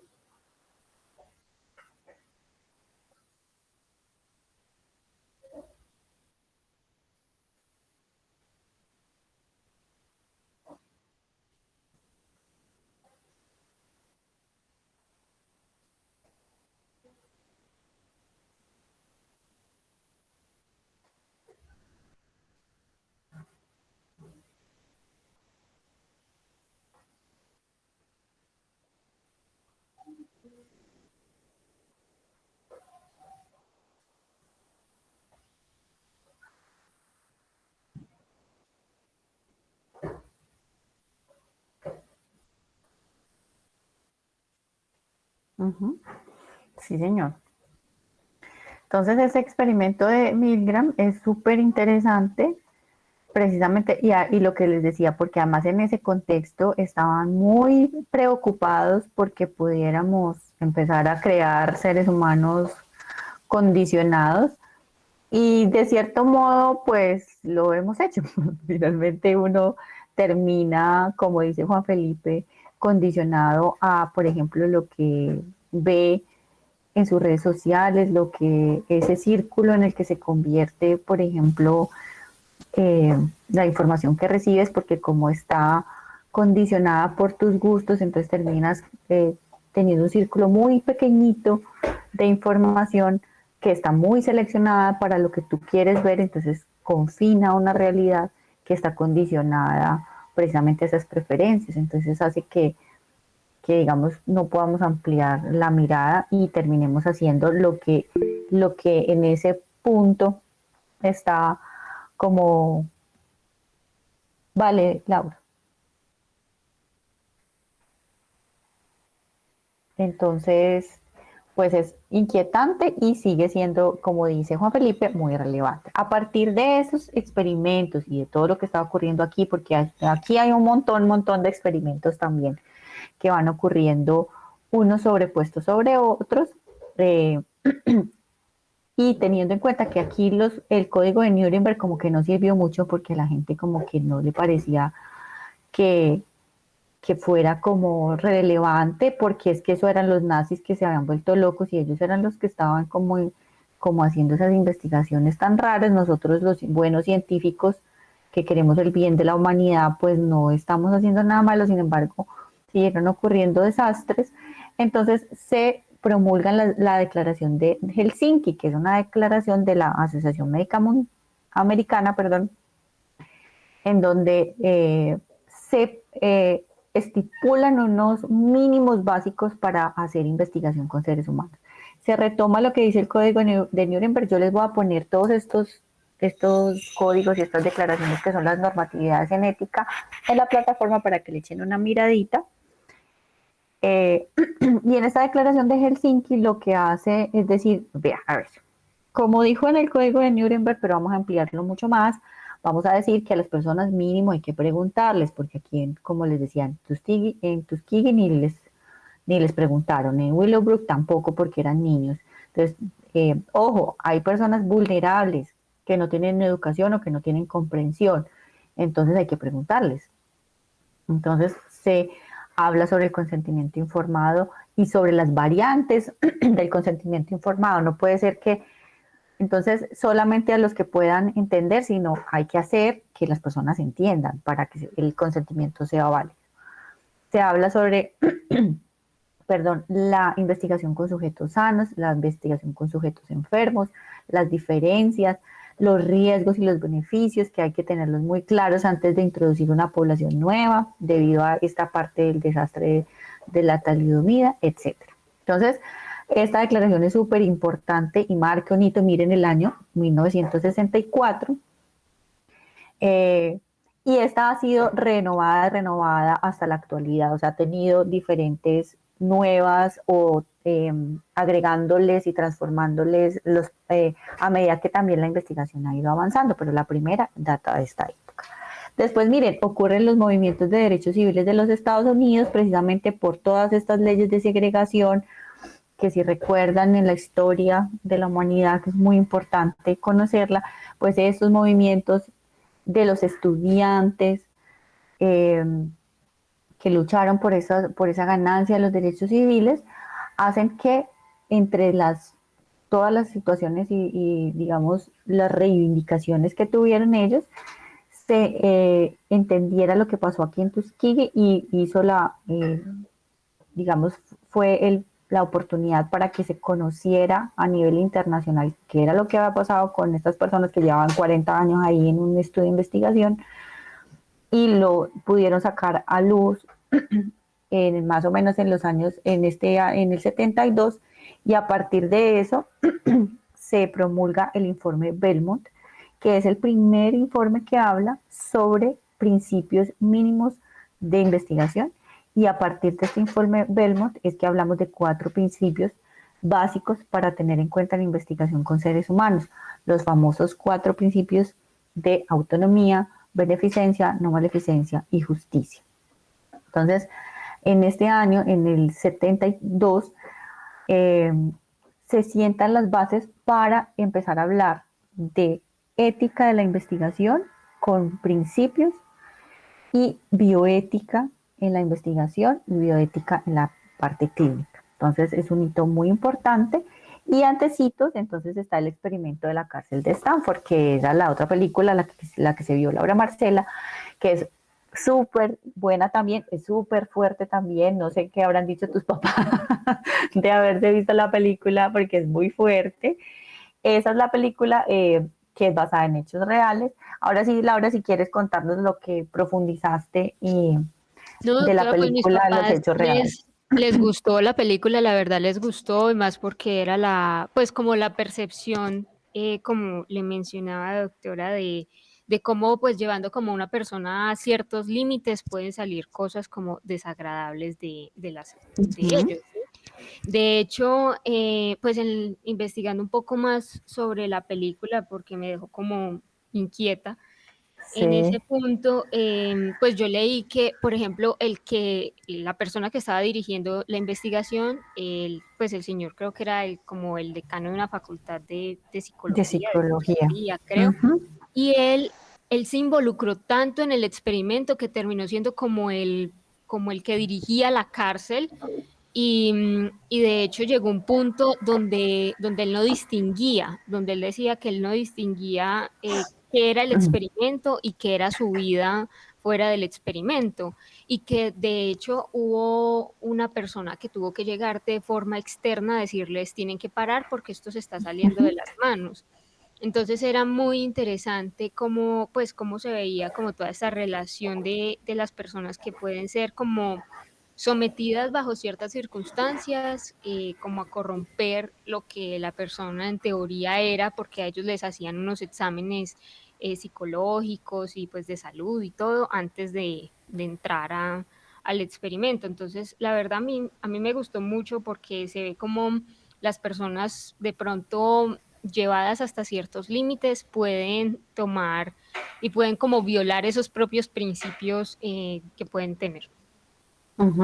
Entonces, mira, lo interesante del experimento de la cárcel de Stanford, además de todo lo que has mencionado, es que ya a este punto histórico hay dos precedentes de regulación con investigación para investigación con seres humanos. Y de hecho, ahí en la película y cuando uno profundiza sobre lo que ocurrió realmente, pues porque la película también exagera, creo que no hubo muertos en la vida real, la película sí, pero casi. Eh, Hubo, pues según lo que yo encontré, doctora, decían que hubo como 5 pacientes que accedieron al experimento que terminaron como con unos traumas severos que de hecho la Muy familia por severo. allá trató de demandar a la universidad y todo eso por violación pues, de los derechos de lo mismo, del consentimiento de bioética pues, que les hicieron firmar al inicio. Exacto, entonces, habiendo ya esos precedentes y todo, uno ve en la película y supone que en la vida real se hizo así, a ellos les hacen firmar el consentimiento informado. Entonces uno dice, pero bueno, y con consentimiento y todo, pero hay unas situaciones que son muy particulares allí. Uno es la escogencia de los sujetos, que si bien se hace como ahí uno muestran que hacen un estudio psicológico y pues ellos escogen a personas que de todas maneras sí tengan unos antecedentes particulares porque pues están relacionados con lo que querían observar en la simulación de la cárcel. Eh, Además, les hacen firmar el consentimiento, pero hay un dinero de por medio que es lo que juega el papel fundamental en la película. Aquí spoiler para los que no se la vieron, pero pues de todas maneras véansela. Entonces, les hacen pagar un dinero o les ofrecen un dinero y además el dinero está condicionado a permanecer en la investigación. Entonces, ese es el punto más difícil, digamos, de la parte ética al inicio del reclutamiento, porque pues es una oferta difícil de rechazar. Eran $10,000, que no sé cuánto sería en esa época, pero pues era un dinero considerable. Casi todos, como en la película nos lo muestran, pues todos necesitaban la plata porque no hay quien no necesite la plata. Entonces estaban ahí muy presionados por esa condición, y si se salían o terminaban el estudio antes, no les daban la compensación. Entonces, pues, ¿quién no va a aguantarse lo que sea teniendo la necesidad. Entonces, ese punto fundamental se vio que era el decisivo, el importante ahí para determinar que las personas realmente no estaban haciéndolo por una voluntad genuina, sino más bien seguidos o ligados a la obtención de ese beneficio que era el dinero y que era pues un beneficio muy difícil de rechazar, una oferta muy difícil de decir que no. Y luego pues ya lógicamente todo lo que ocurre dentro del experimento, el punto de dejar llevar y llevar la situación hasta su última consecuencia hace que en esta declaración de Helsinki, que luego tuvo que renovarse cercano a este tipo de experimentos, se incluyan, por ejemplo, los criterios que antes de que se lleve a cabo el procedimiento, las investigaciones, debe haber un protocolo de suspensión del experimento. ¿Eso qué quiere decir? Que cuando uno va a hacer, por ejemplo, una investigación clínica probando un medicamento, antes de hacerla, de empezar con pacientes, uno tiene que hacer un protocolo y decir, bueno, si empieza a pasar este efecto secundario o se me empieza a morir la gente, o como pasó en la cárcel de Stanford, pues se me empiezan a matar unos entre otros, ¿cuál va a ser mi criterio para parar?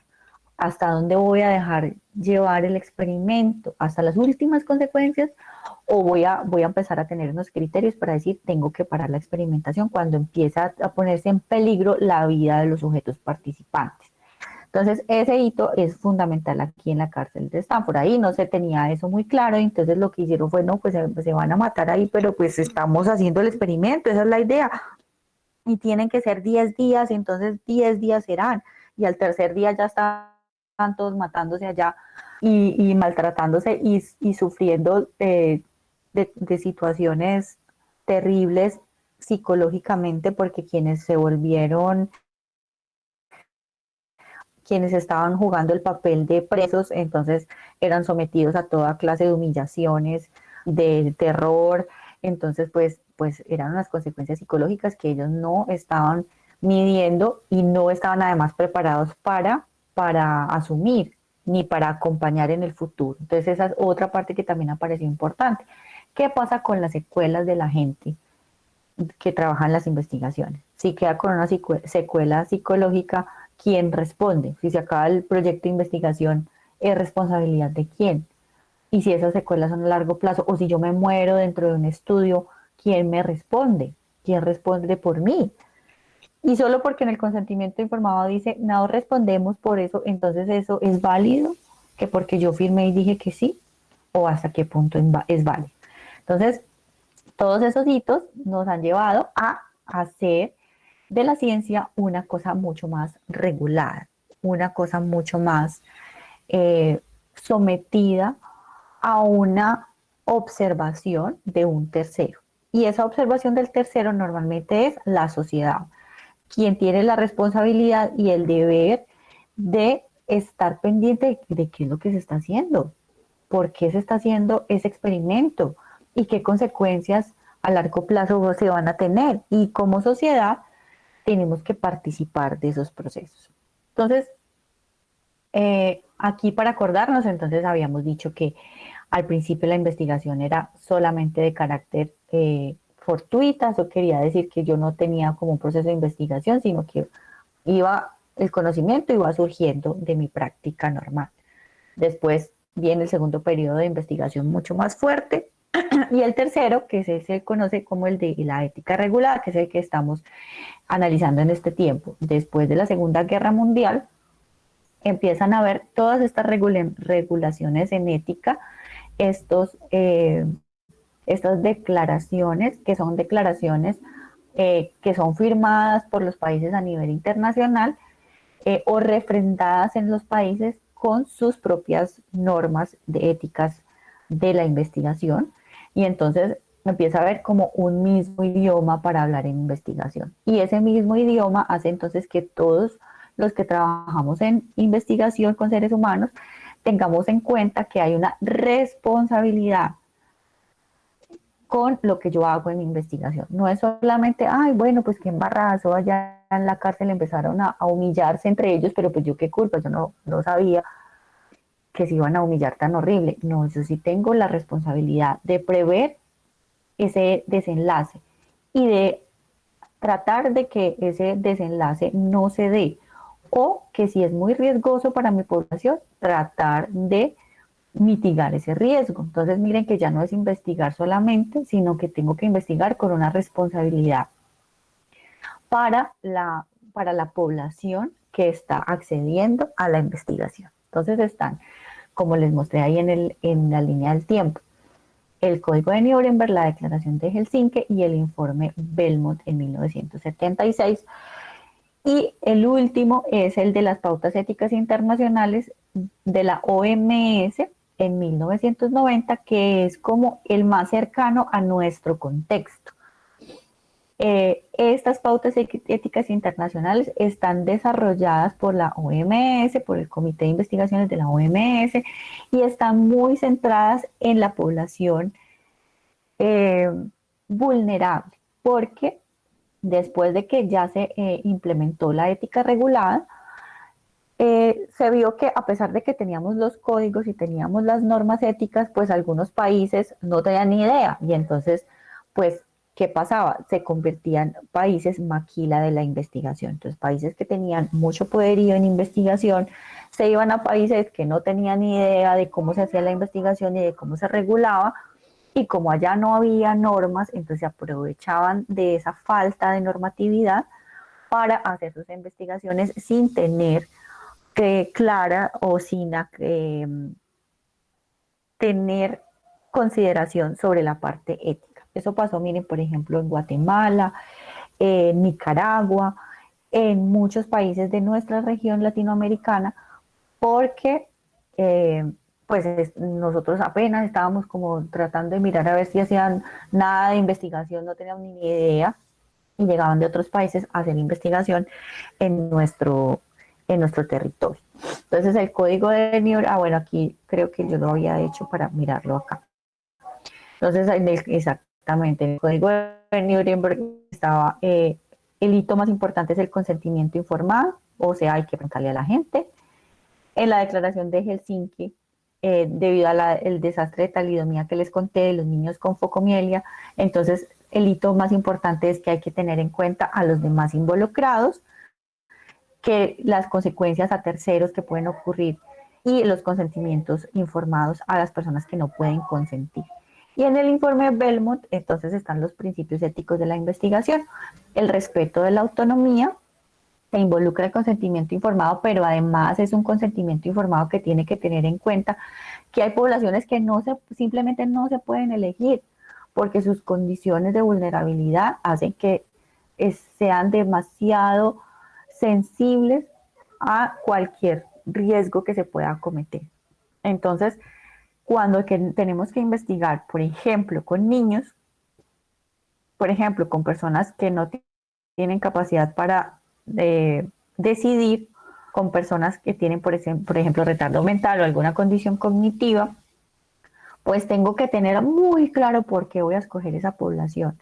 Y no puede ser simplemente porque sea más fácil, sino al contrario, porque tengo un deber ético con esa misma población. Y se hace preguntas sobre la toma de decisiones por sustituto. También se habla de la beneficencia dentro de ese código de esa declaración de Belmont. Se da la necesidad de limitar los daños al máximo en las investigaciones. O sea, yo no puedo hacer una investigación no pensando en que puedo hacerle daño al sujeto de investigación, y si le voy a hacer daño, pues tengo que intentar reducir al máximo ese riesgo. No puedo someterlo a un riesgo tan elevado solamente por obtener unos resultados de investigación. Y la necesidad de incluso suspender la investigación en caso de que ocurran consecuencias muy negativas. Y también en ese informe Belmont se habla del principio de justicia. En el principio de justicia, entonces, las personas se tiene que distribuir adecuadamente en la población la investigación. No puedo hacer investigaciones, como les había dicho ya, en hombres blancos de cierto estatus socioeconómico, porque entonces el resto de la población no va a ser representativa para esa cohorte. Entonces tengo que tener claro que la investigación tiene que estar distribuida adecuadamente a la población. Tampoco me puedo ir entonces a las poblaciones indígenas y entonces solo hago experimentación allá, porque entonces luego esos datos pueden ser no compatibles con el resto de la población. Y también entonces la distribución debe ser adecuada por edad, por sexo, por estrato socioeconómico, por cultura, por etnia, precisamente para darle esa diversidad a la investigación y poder tener una investigación que de verdad sea representativa de la población en general. Todos los procesos de investigación entonces tienen que pasar por comités de ética de la investigación. A partir de esa regulación de la ciencia, entonces, ¿qué se dijo? No se puede hacer investigación por allá en secreto, así como lo veíamos en el proyecto Manhattan, por allá sin que nadie se dé cuenta, y cuando de pronto ya salimos con la bomba y todos, wow, ¿a qué horas hicieron eso? No se puede hacer en este punto, en este momento histórico, hacer investigación en secreto. Hay que hacerla y hay que tener en cuenta que deben existir comités de ética de la investigación que estén siempre pendientes de la protección de los sujetos de investigación que van a ser involucrados. ¿Y cómo se está pendiente? Pues estando muy sujetos a la regulación que hay presente en ética de la investigación, y a mirar muy bien que se cumpla, por ejemplo, con el consentimiento informado, que la investigación sea voluntaria, que exista un posible beneficio para los participantes, que si no se puede dar beneficio, entonces al menos no se produzca daño, que si hay una posibilidad de daño se mitigue el riesgo, o incluso que se tengan en cuenta las consecuencias y por ejemplo, el pago de indemnizaciones por las consecuencias generadas por la participación en la investigación. Entonces, esos comités de ética tienen la obligación de salvaguardar los derechos y la seguridad del paciente en los participantes de las investigaciones y tienen que velar porque se cumplan las normas éticas de la investigación. ¿Tienen algunas limitaciones? Pues sí, claro, porque a veces no se tiene en cuenta cuáles son, no se tiene certeza de los posibles daños ni de los posibles beneficios. Entonces yo puedo estar en una investigación y, por ejemplo, en lo que vamos a ver en estos ejemplares que les estaba diciendo que vamos a trabajar por grupos, hay cosas que son tan de vanguardia que no tenemos ni idea qué podrá pasar. No tenemos ni idea cuáles serán las consecuencias a futuro, porque no hemos avanzado tanto como para conocer. Entonces, incluso cuando ocurren ese tipo de preguntas, a veces hemos tenido que decir no podemos seguir investigando en este campo hasta que no tengamos más información, porque no tenemos idea de las consecuencias y pueden ser tan riesgosas que después ya no nos podamos echar para atrás. Entonces, hay campos de investigación tan de vanguardia que han tenido que hacer moratorias, se llaman así, o como limitaciones a los procesos de investigación mientras se conoce más sobre ese hecho. Hagan de cuenta como lo que pasó con la bomba atómica. Si hubiéramos hecho, no, mire, es que todavía no sabemos, o cuando lanzamos la primera bomba dijimos, no, esto en seres humanos de pronto no sabemos qué consecuencias tenemos a largo plazo, vamos a esperar un poquito más a tener más conocimiento, pues la idea es mitigar esas posibles consecuencias y no después de haber lanzado la bomba, mirar las consecuencias y decir, ay, sí, qué embarrada, debimos haber sido más prudentes o más cautelosos para avanzar hasta ese proceso. Entonces la idea es que no nos ocurra eso y que exista un poco más de regulación frente a esa parte.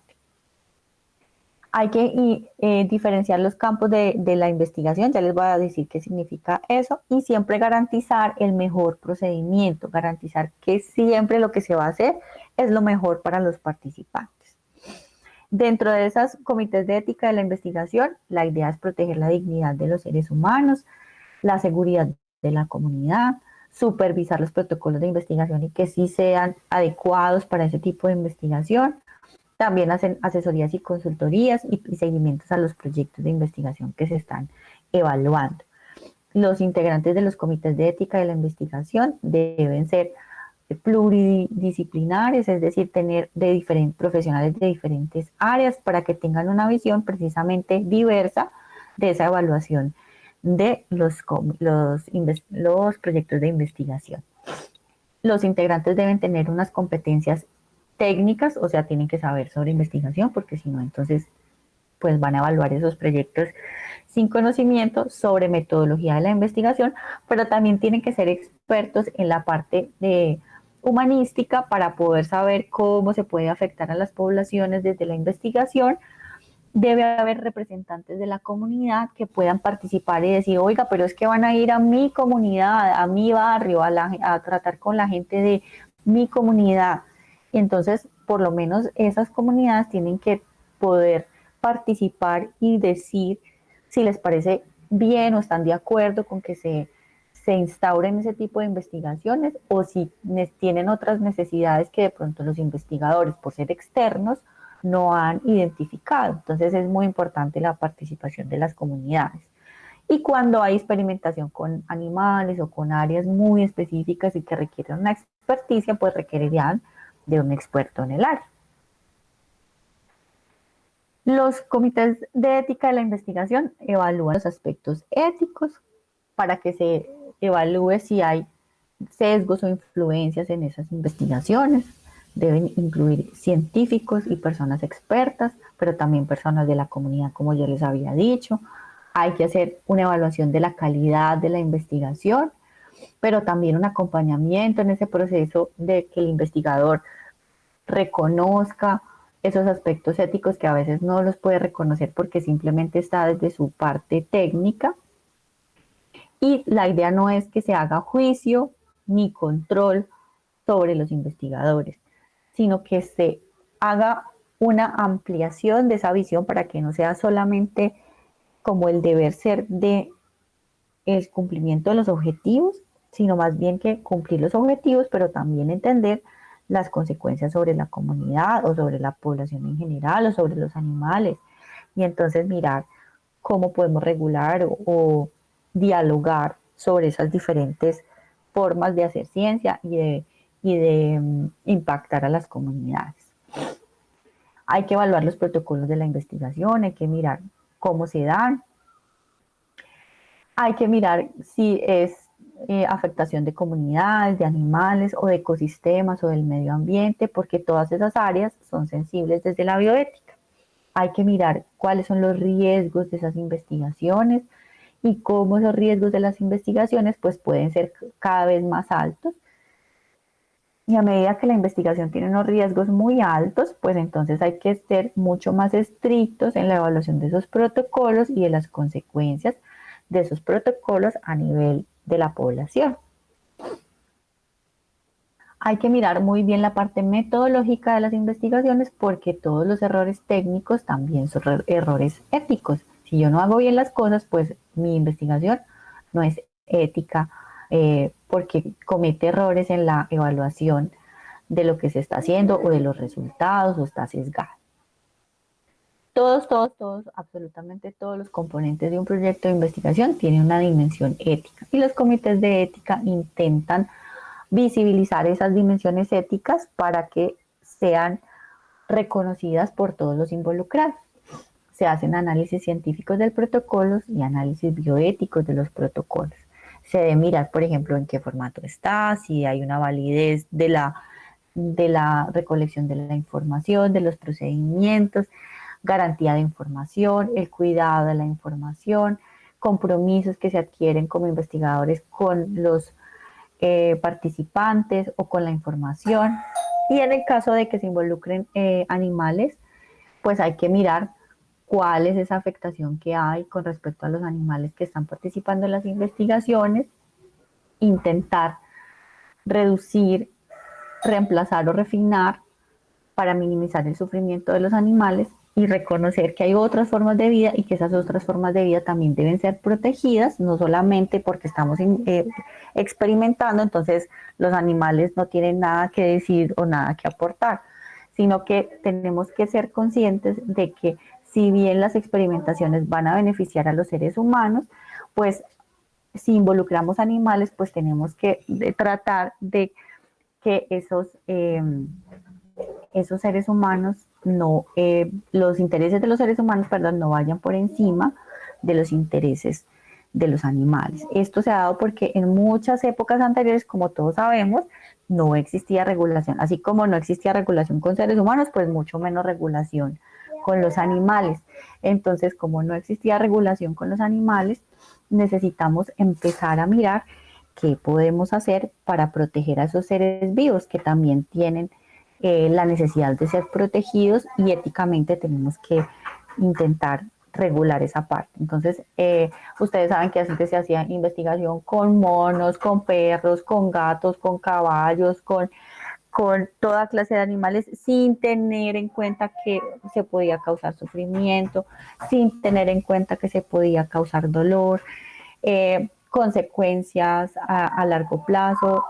Además, no habían protocolos para mirar después el animalito que hacían, ni si se hacían sacrificios de los animales, cómo se hacían, y todo ese tipo de cosas genera ahora mucha sensibilidad, y esas antes no había esa sensibilidad, la gente no tenía sensibilidad por los animales, simplemente no había.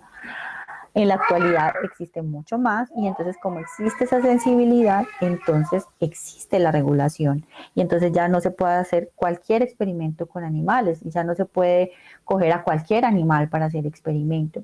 Y si vamos a tomar animales, tengo que justificarlo, tengo que decir por qué, y por qué 1 o 2 o 10 o 20 o 100, y por qué si cojo 100, pues qué le voy a hacer a esos 100 y cómo los voy a cuidar. No es que los voy a tener por allá en una jaula en condiciones no aptas para el bienestar de esos animales, y cómo los voy a tratar si se enferman, y cómo los voy a sacrificar si tengo que sacrificarlos. Bueno, una cantidad de cosas que generan otras sensibilidades, y que a partir de esa regulación en la ciencia también han empezado a involucrarse. No solamente la protección de los seres humanos, sino también de los otros seres vivientes, tiene que ser una reflexión muy importante a la hora de hacer ciencia. Ahora, las plantas, el medio ambiente, las comunidades pueden ser considerados organismos vivientes porque tienen unas características que los hacen tener una singularidad, y esa singularidad hace que tengamos que protegerlos. Entonces yo no puedo decir, bueno, como es una comunidad, pues a mí qué me importa. La comunidad también tiene una singularidad, y esa singularidad tiene que ser protegida. Entonces, a los comités de ética en la investigación, y en general la bioética, en ese sentido, busca reconocer esas diferentes formas de vida, valorarlas y protegerlas en ese sentido. Entonces, las comunidades, como estaba diciendo, requieren esa protección, y por eso los comités también deben ser multidisciplinarios, de intentar que se pueda valorar a las comunidades no solamente desde lo científico, sino también desde lo sociológico, desde lo antropológico.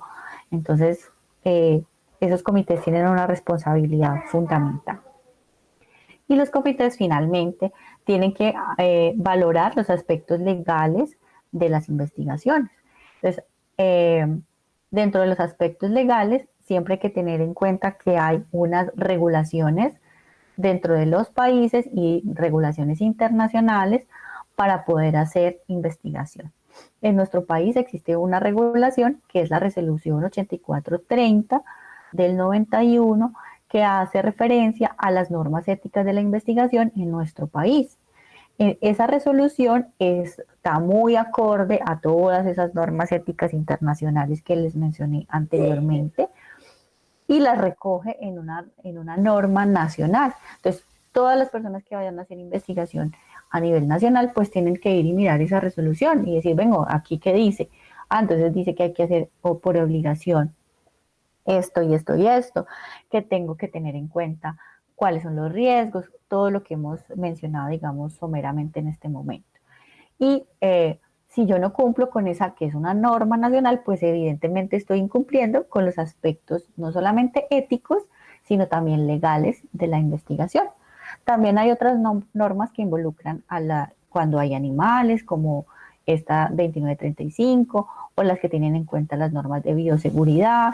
Hay diferentes normatividades que tendremos que valorar dependiendo de para dónde vaya o qué tipo de investigación voy a hacer. y la mayoría de las instituciones solicitan un acta de aprobación por los comités de ética de las instituciones para poder iniciar sus proyectos de investigación. O en algunas, por ejemplo, si queremos hacer procesos de publicación, pues en algunas revistas solicitan también una evaluación ética de las investigaciones que se haya hecho previa a esa investigación. Entonces, como ven, tenemos un panorama de una ética muy diferente involucrada en la investigación a lo que veíamos, digamos, al inicio del semestre. Y estamos viendo cómo se mezcla o se entreteje la valoración ética de la sociedad, la valoración moral de las acciones de la sociedad y la ciencia en su actuar. Ya, entonces, a este punto podemos entender que la moral, la ética y las humanidades no van por un lado y la ciencia, la tecnología y el desarrollo no van por el otro lado, sino que inevitablemente tienen que entremezclarse la una con la otra. Y se tienen que mezclar porque no hay ciencia sin ética y no hay ética sin no se involucra también ese proceso de desarrollo científico. Entonces, están tan entremezcladas que necesitamos siempre tenerlas a las dos presentes y eso produjo, digamos, el surgimiento de la bioética, como lo vimos también, y genera unos campos de trabajo en bioética que están muy relacionados precisamente con ese avance de la ciencia y con esa reflexión ética de ese avance de la ciencia. Eso es lo que vamos a hacer en nuestro trabajo o en nuestras presentaciones finales.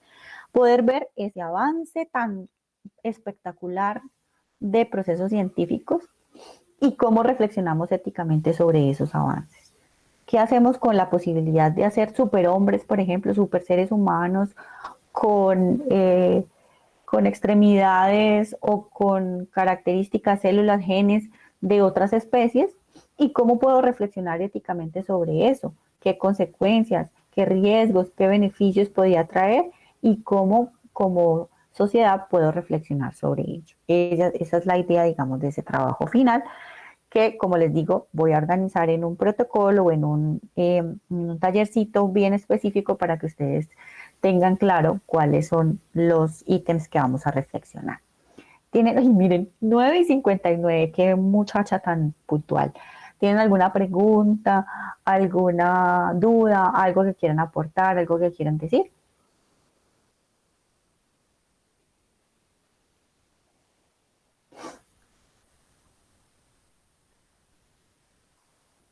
¿Les pareció interesante? Yo corrí un poquito, lo siento, pero pues la idea es como cubrir este tema.